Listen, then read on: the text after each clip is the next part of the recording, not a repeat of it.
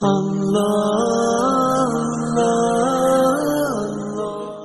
اللہ علیہ وسلم کی نماز جنازہ باجماعت نہیں پڑھی گئی بلکہ علیحدہ علیحدہ پڑھی گئی، اس لیے کہ صحابہ کرام رضوان اللہ تعالی علیہم اجمعین نے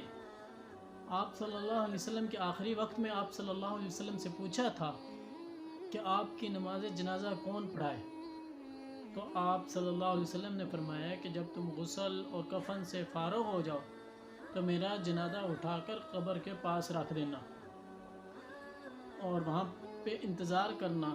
سب سے پہلے میری نماز جنازہ ملائکہ پڑھیں گے، اس کے بعد اہل بیت کے مرد حضرات پڑھیں گے اور اس کے بعد اہل بیت کی عورتیں پڑھیں گے، پھر تم پڑھنا اور دوسرے حضرات پڑھیں گے۔ پھر صحابہ کرام نے عرض کیا،